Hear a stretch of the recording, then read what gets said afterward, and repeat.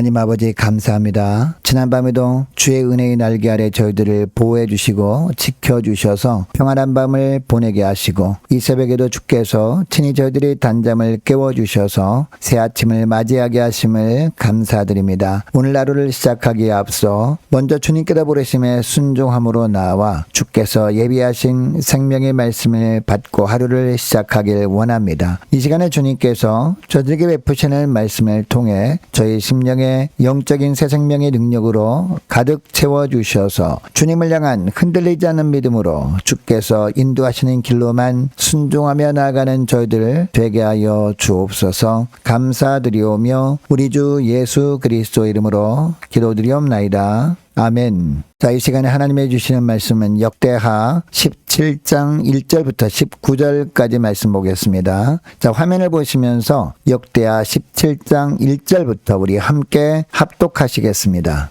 아사의 아들 여호사밧이 대신하여 왕이 되어 스스로 강하게 하여 이스라엘을 방어하되 유다 모든 견고한 성읍에 군대를 주둔시키고 또 유다 땅과 그의 아버지 아사가 정복한 에브라임 성읍들의 영문을 두었더라. 여호와께서 여호사밧과 함께 하셨으니 이는 그가 그의 조상 다윗의 처음 길로 행하여 바알들에게 구하지 아니하고 오직 그의 아버지 하나님께 구하며 그의 계명을 행하고 이스라엘의 행위를 따르지 아니하였음이라. 그러므로 여호와께서 나라를 그의 손에서 견고하게 하심에 유다 무리가 여호사밧에게 예물을 드렸으므로 그가 부귀와 영광을 크게 떨쳤더라. 그가 전심으로 여호와의 길을 걸어 산당들과 아세라 목상들도 유다에서 제거하였더라. 그가 왕위에 있은 지 3년에 그의 방백들 벤하일과 오바댜와 스가랴와 느다넬과 마가야를 보내어 유다 여러 성읍에 가서 가르치게 하고 또 그들과 함께 레위 사람 스마야와 느다냐와 스바디아와 아사헬과 스미라목과 여호나단과 아도니아와 도비야와 도바도니아 등 레위 사람들을 보내고 또 저희와 함께 제사장 엘리사마와 여호람을 보내었더니 그들이 여호와의 율법책을 가지고 유다에서 가르치되 그 모든 유다 성읍들로 두루다니며 백성들을 가르쳤더라. 여호와께서 유다 사방의 모든 나라에 두려움을 주사 여호사밧과 싸우지 못하게 하시매 블레셋 사람들 중에서는 여호사밧에게 예물을 드리며 은으로 조공을 바쳤고 아라비아 사람들도 짐승떼 곧 순양 7,700마리와 순염소 7,700마리를 드렸더라. 여호사밧이 점점 강대하여 유다에 견고한 요새와 국고성을 건축하고 유다 여러 성에 공사를 많이 하고 또 예루살렘에 크게 용맹스러운 군사를 두었으니 군사의 수요가 그들이 족속대로 이러하니라. 유다에 속한 천부장 중에는 아드나가 으뜸이 되어 큰 용사 30만 명을 거느렸고 그 다음은 지휘관 여호하나니니 28만 명을 거느렸고 그 다음은 시그리 아들 아마시아니 그는 자기를 여호와께 즐거이 드린 자라 큰 용사 20만 명을 거느렸고 베냐민에 속한 자 중에 큰 용사 엘리아다는 활과 방패를 잡은 자 20만 명을 거느렸고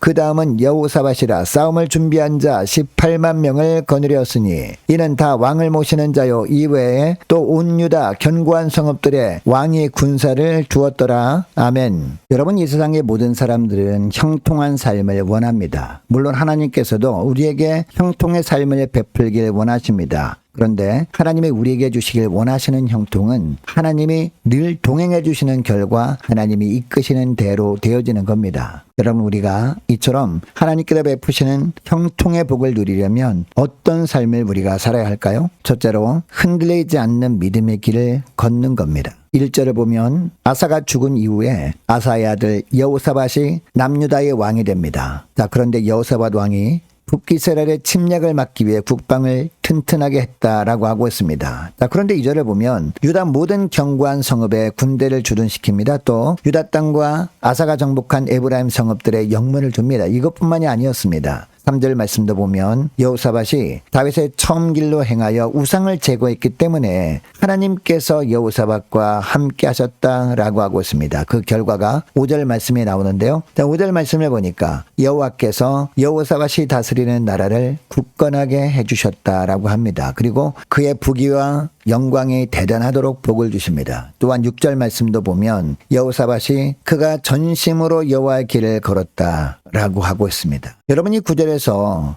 전심으로 여호와의 길을 걸었다라는 것은 굳센 용기를 가지고 하나님 앞에서 자신이 경건한 삶을 살았을 뿐만 아니라 국가적으로도 종교개혁에 힘을 쏟았음을 보여줍니다. 이처럼 전심으로 믿음의 길을 걸었기 때문에 하나님께서 늘 함께 하셨습니다. 여러분, 하나님은 저와 여러분에게도 늘 함께 하시는 축복을 베푸시길 원하셔서 오늘도 믿음의 길을 걸으라 라고 오늘 본문을 통해서 말씀하십니다. 여러분, 믿음이 무엇입니까? 하나님께서는 우리 눈에 보이지는 않지만 하나님께서 여전히 우리 자신의 삶을 이끌어가고 계시고 또한 우리 인생을 계획하고 계시고 또 계획하신 대로 인도하시고 계심을 신뢰하면서 주님만 바라보는 것, 이것이 믿음인 줄 믿습니다. 더 나아가 하나님 이외에 붙들고 있던 모든 것들 내려놓고 오직 하나님만 붙드는 것, 이것이 믿음입니다. 이런 믿음으로 살 때 주님은 우리와도 늘 동행해 주시고 여호사밧에게 주셨던 형통의 축복을 오늘날도 동일하게 베풀어 주시는 줄 믿습니다. 자, 둘째로 말씀에 붙들려 사는 겁니다. 자, 7절을 보시면 여호사밧이 왕이 된 지 3년째 되었을 때였습니다. 여호사밧이 구체적으로 어떤 믿음의 삶을 살았는지 소개되고 있는데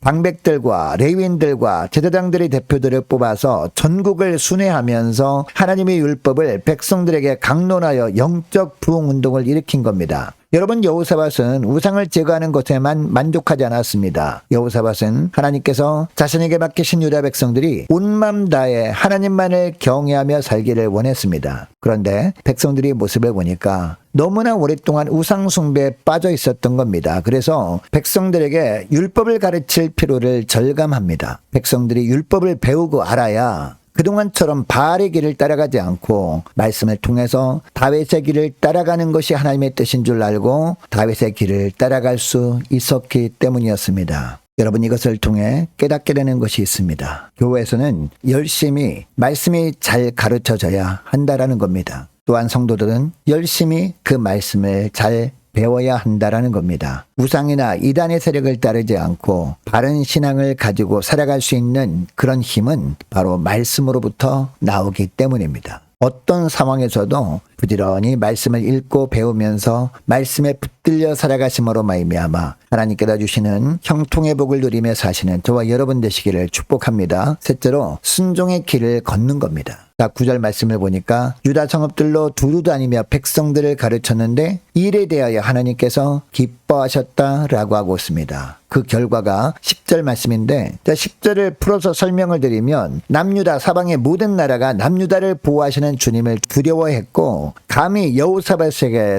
싸움을 걸어오지 못하도록 하셨다라는 겁니다. 하나님이 함께 하시니까 여호사밧이 통치하는 남유다가 솔로몬 시대의 번영에 버금갈 정도로 강성하게 되었습니다. 이로 인해 이웃 나라들이 남유다 왕 여호사밧에게 하나님의 함께 하심을 느끼면서 굴복하고 조금까지 바치게 됩니다. 여호사밧은 점점 강성해져서 유다 안에 요새를 세우고 예루살렘에는 용맹스러운 군사들을 배치합니다. 하나님께서 유다와 베냐민 지파에서 각각 용맹스러운 장수들을 보내셔서 왕을 돕게 하신 것이었습니다. 그 중에는 16절 말씀해 보니까 주님을 위해 자원하여 나선 시그리의 아들 아마시아와 같은 용사도 있었습니다. 여러분, 여호사밧이 성급하게 인간적인 방법들을 사용하지 않고 하나님의 신앙을 먼저 회복했더니 하나님께서 이런 축복을 주신 것이었거든요. 하나님을 경외하고 하나님의 말씀에 순종하는 삶을 우선했던 여호사밧에게 형통의 복을 허락하셨던 겁니다. 여러분, 한 나라의 힘은 군사력이나 경제력에 있는 것이 아니라 하나님께서 함께 하시는 데 있습니다. 그러므로 풍요와 형통의 복을 구하기에 앞서서 하나님과의 관계를 회복하고 하나님의 뜻에 순종하는 일을 가장 우선순위에 놓는 저와 여러분 되어야 할 줄로 믿습니다. 오늘도 눈에 보이는 세상이 아니라 눈에 보이지 않는 하나님을 더욱 의지하기 위해서 하나님의 말씀만을 더욱 깊이 묵상하고 하나님의 말씀을 배울 때마다 깨닫게 하시는 하나님의 뜻대로 순종함으로 말미암아 무엇을 하든지 하나님의 함께 하시는 형통의 축복을 누리는 저와 여러분 되시기를 축복합니다. 자, 오늘 말씀을 붙들고 이 시간에 기도할 때 이렇게 기도했으면 좋겠습니다. 하나님, 어떤 환경에서도 흔들리지 않는 믿음의 길을 걷는 저희를 되게 하시고 그 어떤 것보다도 말씀에 붙들려 살게 하시고 끝까지 주님께서 말씀하시면 그 주님이 말씀하시는 대로 순종의 길을 걸어갈 때 늘 하나님이 함께 하심으로 형통의 복을 누리며 하나님께 영광 돌리는 저희를 되게 하여 주옵소서. 간절히 기도하는 이 새벽 될 수 있기를 축복합니다. 계속해서 기도하기를 원하는 것은 오늘 금요일입니다. 금요 심야 기도회를 위해서 함께 기도하기를 원하고 오는 주일 예배를 위해서 함께 기도하기를 원합니다. 모든 구역 식구들과 자녀들을 위해서 저와 여러분을 위해서 함께 기도하기를 원하고 올해 세워진 일꾼들을 위해서 교회 재정을 위해서 유초등부 중고등부 청년부를 위해서 기도해 주시기 바랍니다. 특별히 중고등부 서세적 학생 수능 준비 잘할 수 있도록 건강을 지켜달라고 함께 기도하기를 원하고 남녀 전도회와 각 구역을 위해서 함께 기도하기를 원합니다. 많은 환우들을 위해서 기도해 주시기 바랍니다. 특별히 임광빈 목사님, 이방균 성도님 아버님을 위해서 계속 기도해 주시기 바랍니다. 취업을 앞둔 우리 청년들을 위해서 성사님들 가정들 그리고 나라와 민족을 지켜 주옵소서. 함께 기도하기를 원하고 우리 교회 앞날을 위해서 저와 여러분이 가지고 나온 기도 제목을 놓고 이 시간에 함께 기도하기를 원합니다. 기도하겠습니다.